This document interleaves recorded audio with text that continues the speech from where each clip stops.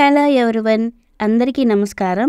ఈ వీడియో ఏమిటంటే నేను ఒక షార్ట్ వీడియోలో చెప్పాను నా ఫస్ట్ పేమెంట్ ఎంత వచ్చింది, ఏం ఖర్చు చేశాను అన్నది ఈ వీడియోలో చెప్తాను.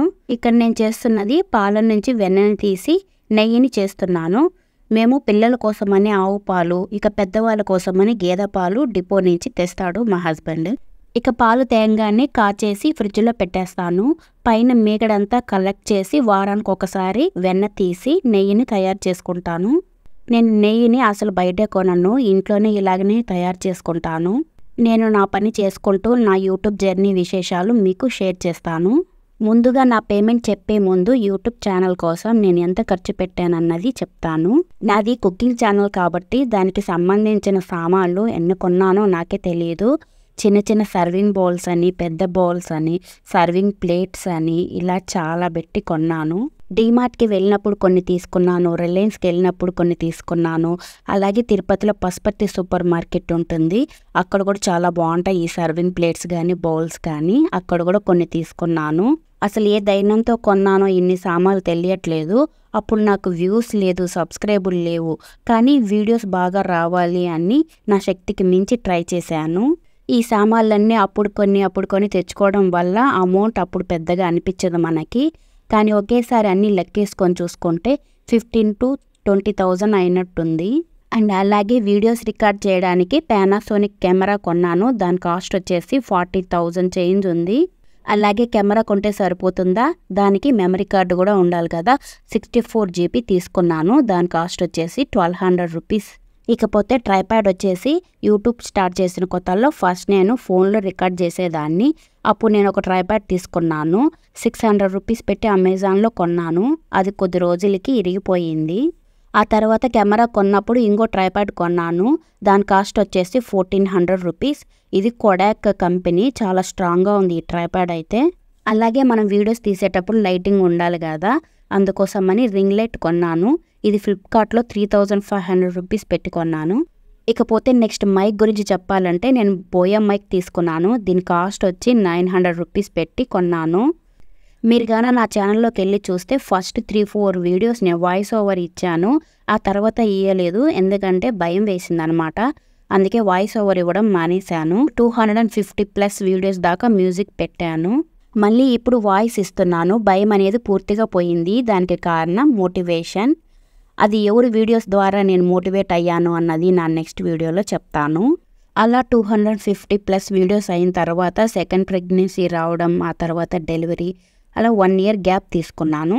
అలా అని 1 year వరకు ఒక వీడియో కూడా పెట్టకుండా ఉండకూడదు.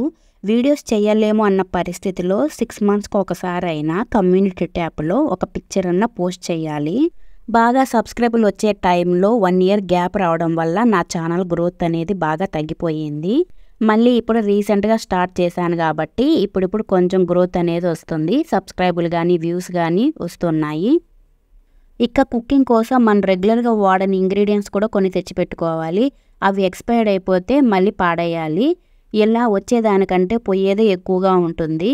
చూసే వ్యూవర్స్ ఏమనుకుంటారంటే వీళ్ళకేమి బాగా చేసుకొని తింటున్నారు, అలాగే యూట్యూబ్ నుంచి బాగా డబ్బులు వస్తూ ఉంటాయి అని అనుకుంటుంటారు.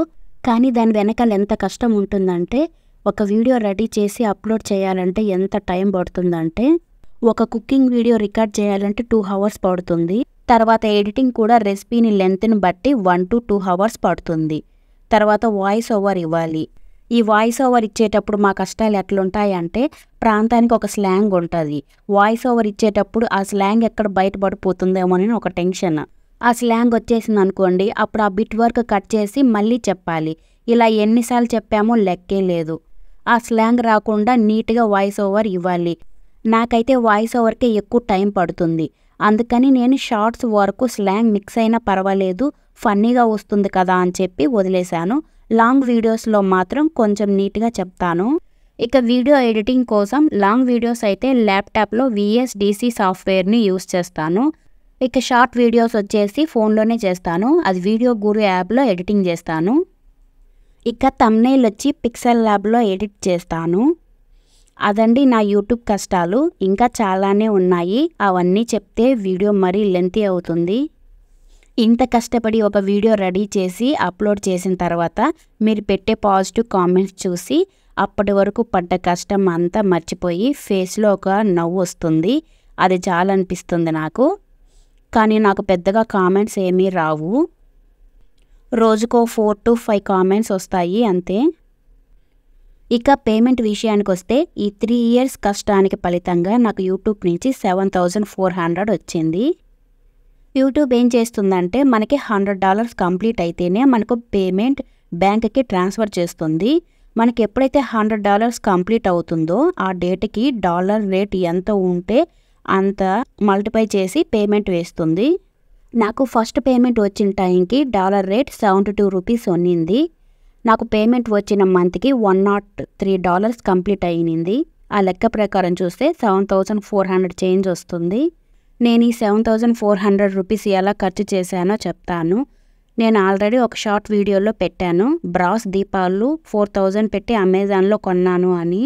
మళ్ళీ కాణిపాకం వెళ్ళాము. అక్కడ గుడిలో అభిషేకం టికెట్ వచ్చి 700 రూపీస్ పెట్టాను. తర్వాత హుండీలో 2,000 రూపీస్ వేశాను. ఇక మిగిలింది నాతోనే పెట్టుకున్నాను. ఇదండి నా యూట్యూబ్ జర్నీ విశేషాలు. సో కొత్త వాళ్ళు ఎవరైనా యూట్యూబ్ ఛానల్ స్టార్ట్ చేయాలంటే ఫస్ట్ టైంపాస్గా చేయండి. ఫస్ట్ 3 months చూడండి, బాగా గ్రోత్ వస్తుంది అంటే ఓకే, కంటిన్యూ చేయండి. ఛానల్ స్టార్ట్ చేసిన వెంటనే అనవసరమైన సామాన్లు ఏమీ కొనకండి. ఏది అవసరమో అదే కొనండి. ఛానల్ స్టార్ట్ చేసినప్పుడు మెయిన్గా మనకు కావాల్సింది ట్రైపాడ్, మైక్, ఫోన్ అంతే. ఈ 3 ఉంటే చాలు. వన్స్ మీ ఛానల్ గ్రోత్ వచ్చింది అంటే అప్పుడు మెల్లిగా కొనుక్కోండి.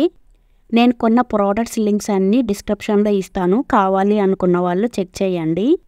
మీకు ఈ వీడియో నచ్చితే లైక్ చేసి సబ్స్క్రైబ్ చేసుకోవడం మాత్రం మర్చిపోకండి. Thanks for watching my video.